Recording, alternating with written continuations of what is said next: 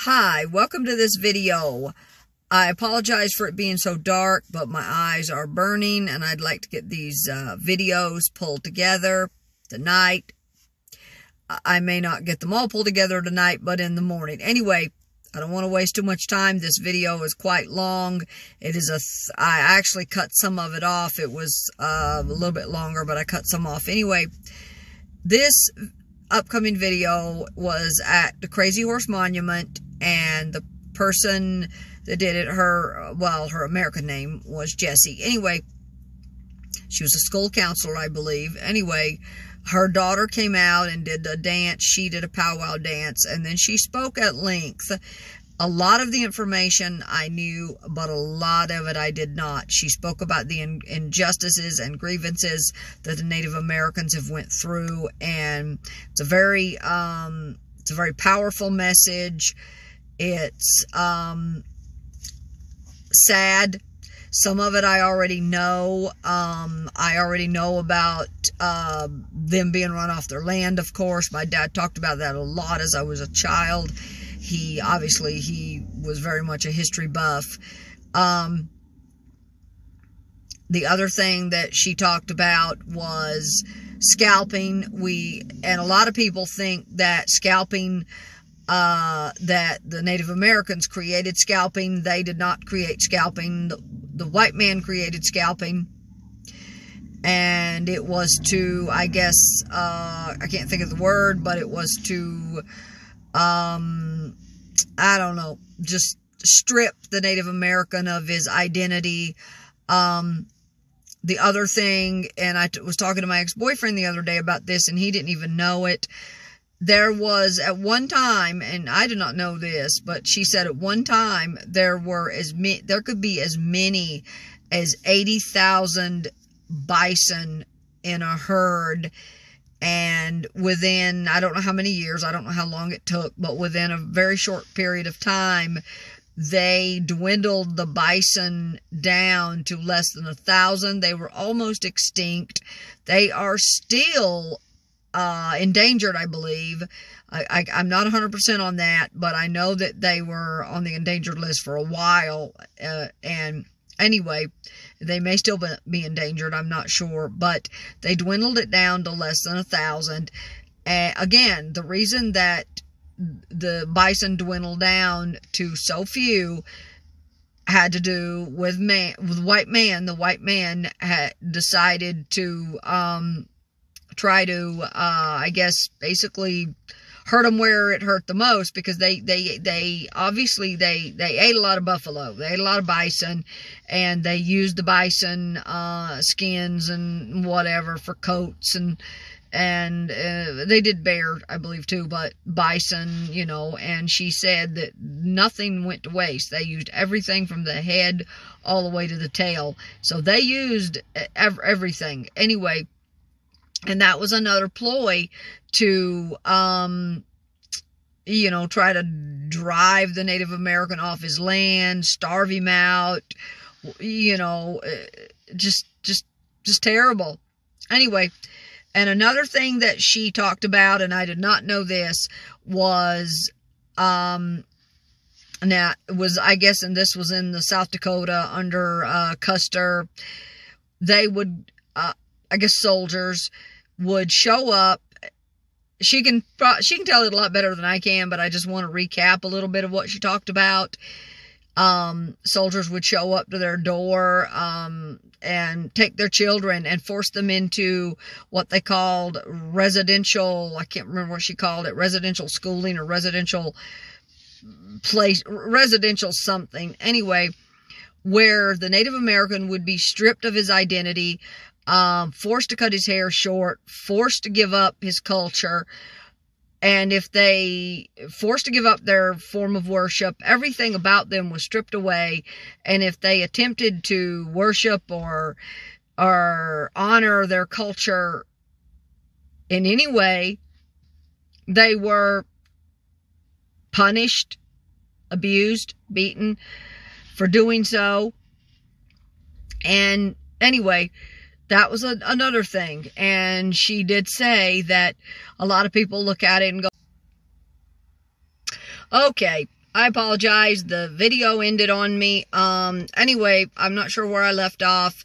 I was talking about, oh gosh, I think the residential schools or residential places or whatever she called them that Native American children would be forced to go to. They were stripped away from, they were pulled away from their parents, forced to go to these places, stripped of their cultural identity, not allowed to worship, not allowed to honor their culture in any way, shape, or form. If they did, they were punished, abused, beaten.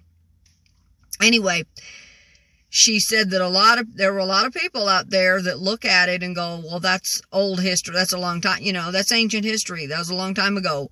Why can't you just let all that go? And she said one of the last residential, whatever she called them, residential schools or residential, I guess, places that Native Americans children are forced to go to be stripped of their identity, shut down in 1996. And she said, that's not ancient history. That's not history. That's not old history. And she's right. That's only a little more than, that's 25 years ago. That's not that long ago.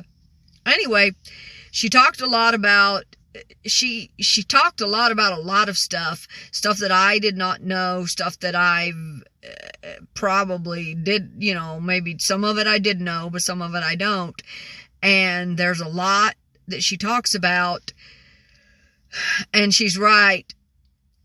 A lot of this history, it's not in any school book. It's not in any public school. It's not on any education form. It's nowhere that, it's hidden. And why she gave her opinion as to why, but why, for me, why, I don't know, but I mean, obviously our government wanted to cover up what they did, all the injustices and the travesties that they did. I know this was for my dad,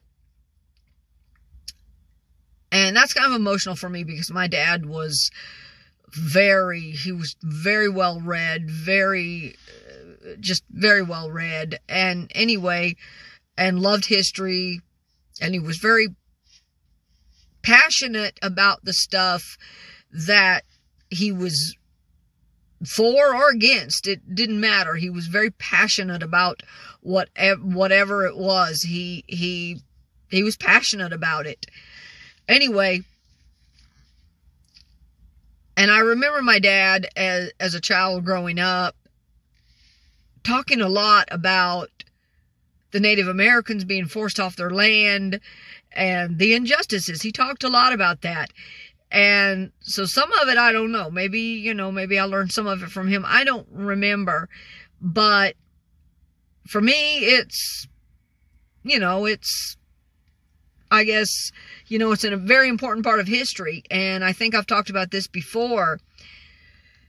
Said it in a video or two. A lot of people probably, if you've listened to any of my videos, or probably not all of them, so you probably have not heard it. Or if you have, I don't know. Anyway, my great-grandmother was Cherokee.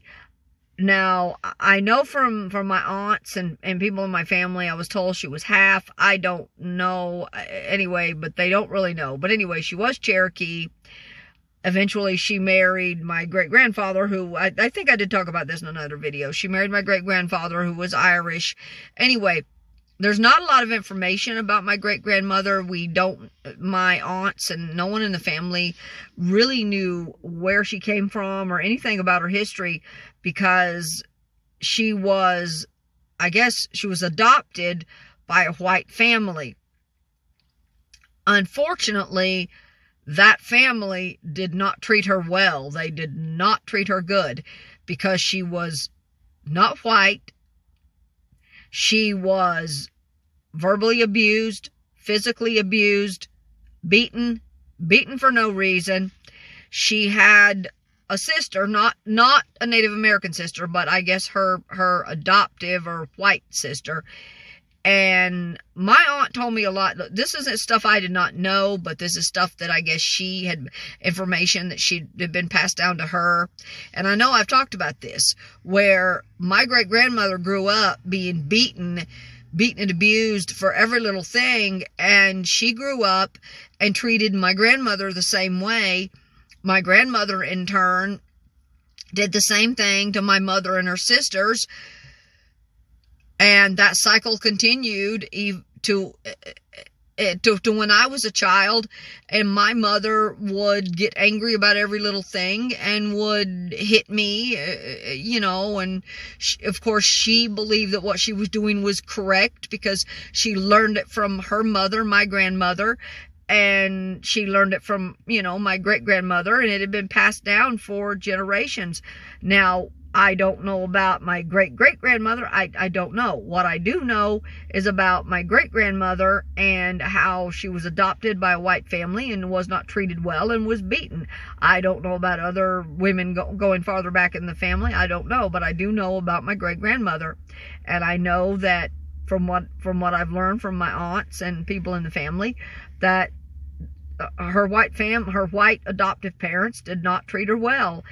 And anyway, and it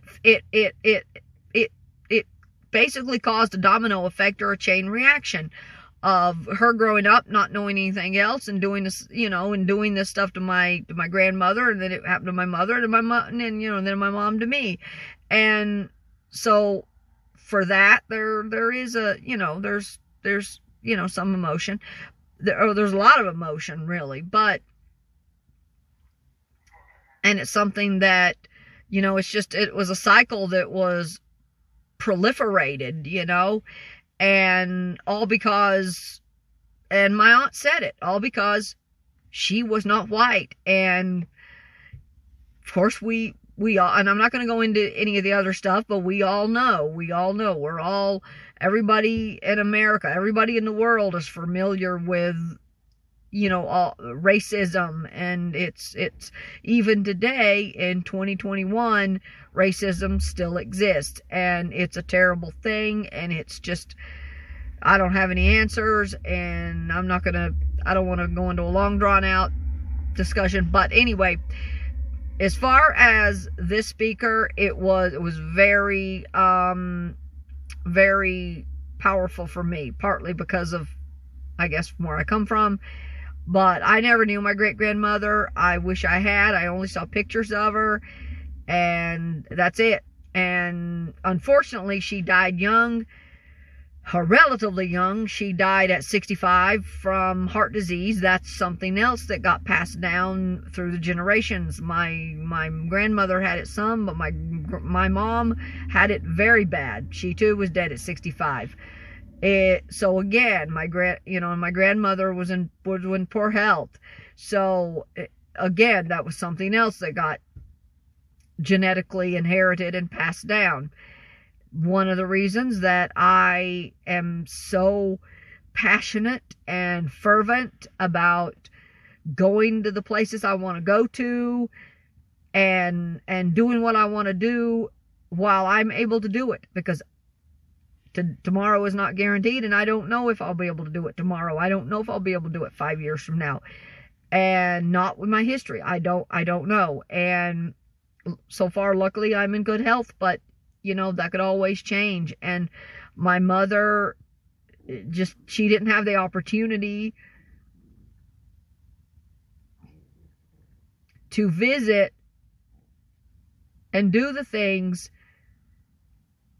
that I'm doing, and she wanted to, and I think kind of thought, yeah, maybe eventually, maybe later, you know, when your father retires.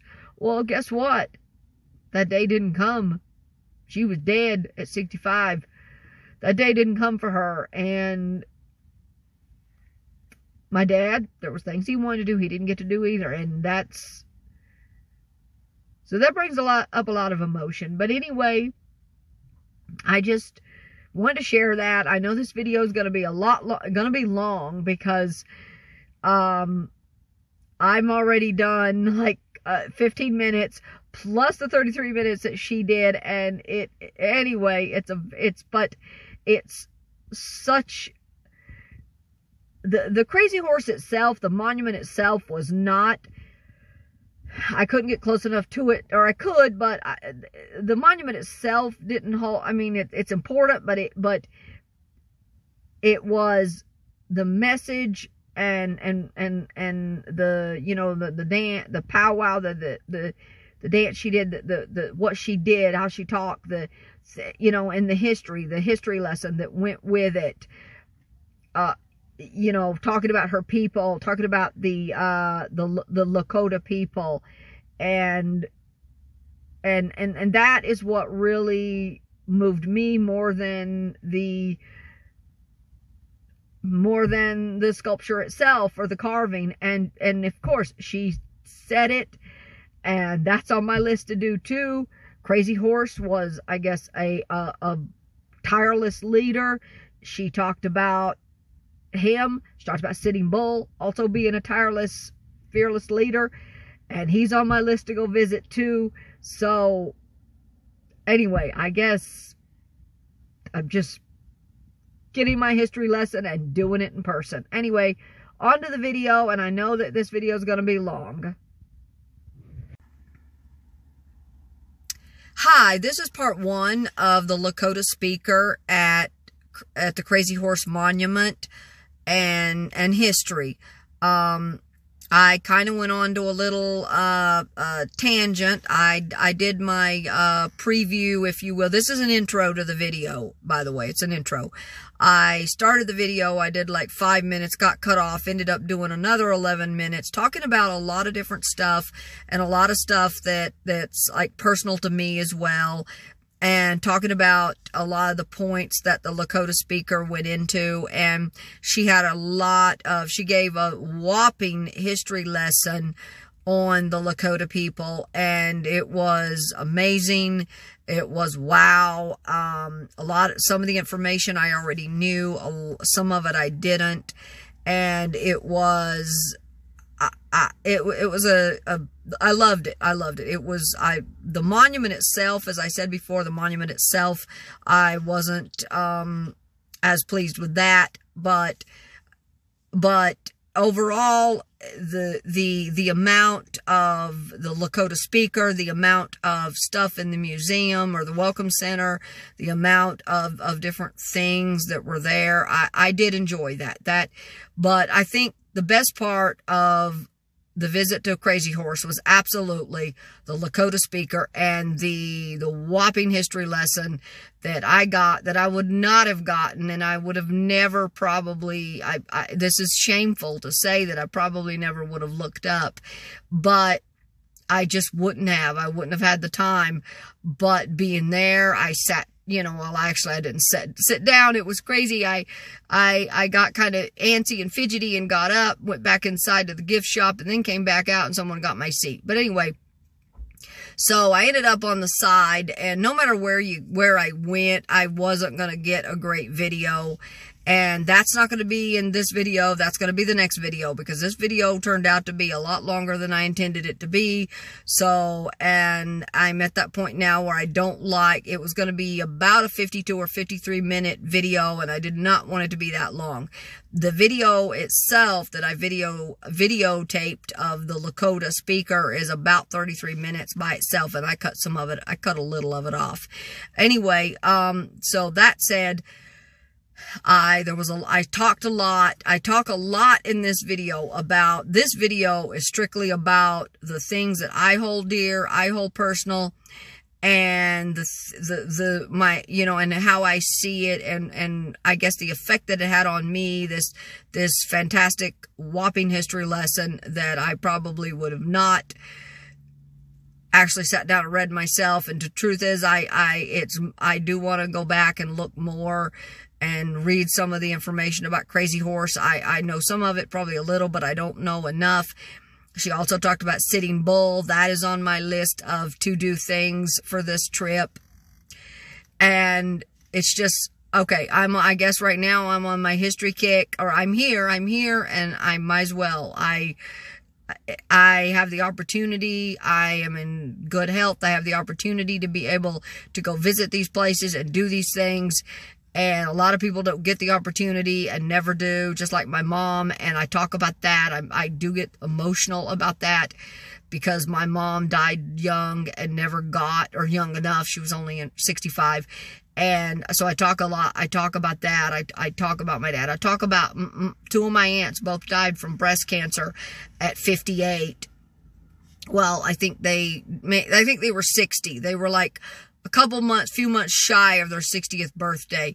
They didn't get to do the things they wanted. They died really young. 59, 60 is so young. And so many people do not get to do what they want to do. And for me, that was very emotional because my mom died young. My grandmother, she was sickly for many years before she died. One of my aunts, died. Well, she didn't die from uterine cancer, but anyway, she did die young.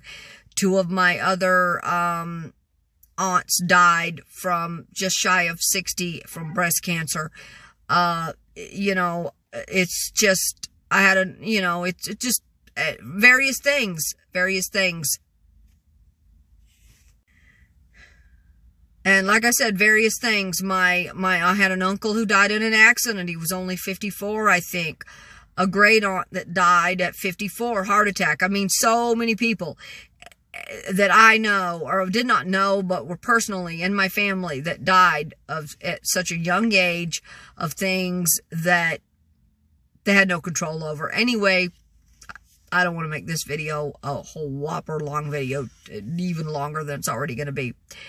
Anyway, I just wanted to recap, do this little intro recap. I enjoyed it. I think I very much enjoyed it, and it's a very, powerful impact. I also want to say that I have driven through a couple of the towns in South Dakota that are virtually ghost towns now.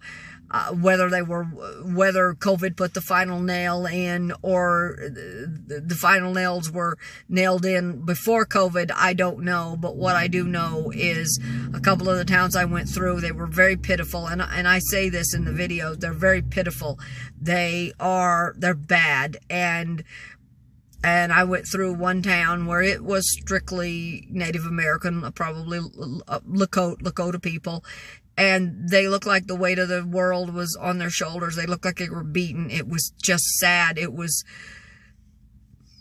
one of the saddest things that I've seen in a long time. And the people back where I'm from, they don't even know any of this. They don't even recognize it. They wouldn't even, I mean, they don't think about it. They don't, and shameful as it is, I probably wouldn't think about it either if I weren't here, but I got the opportunity to come, and I'm so grateful that I got the opportunity to be able to come this far to South Dakota. That is, for me, it's an amazing feat, and drove it, and will drive it back. And I know that my ex-husband's nurse, I talked to her, his home health nurse, I talked to her briefly today, and she said just a couple of weeks ago, she and her husband and family were out here at Mount Rushmore and Custer and whatever, and they flew in, but me, and she, she had a job to be back to, so they had to fly, I'm sure. But for me, I am so grateful that I am able to come out here. I'm able to drive it. I'm able to be able to experience all the stuff, not just here, but all the stuff going back, coming here and going back. I just, that's amazing because a lot of people don't get that opportunity. They never get it. Like my mom, like my grandmother, like a lot of people, like my aunts who died from breast cancer. They never got that opportunity. And that's just such, I don't know, it's sad, it's sad. But I'm grateful that I've gotten the opportunity to be able to experience a part of history and and it's not just history here. I've been doing this for a long time, going to places of historical significance, wildlife refuges, everywhere, from the tip of Florida, from the Everglades of Florida, all the way to Maine. I mean, you know, to New York, to Michigan, to Montana, Nevada.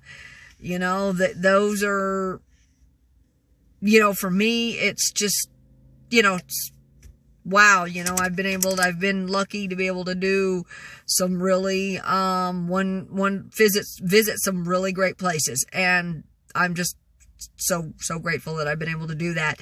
Anyway, I'm going to end this video and get on to the rest of the video, because there's a lot that I'm talking about. It may be important to some, it may not be, but for me, it's really important. It's kind of emotional, but it's very important. And a lot of it is really important. You know, it's important. So anyway, I'll be back to wrap. Okay, I'm going to wrap this video up now. I am at a gas station. I've been here for a little bit, trying to trying to get my videos together. Anyway, and I need to go inside. And I need to eat. I'm not to the Flying J yet, but I am going to be in a little bit. Anyway, so I need to do all that. So I hope everyone has a good night or good week. God bless. Peace.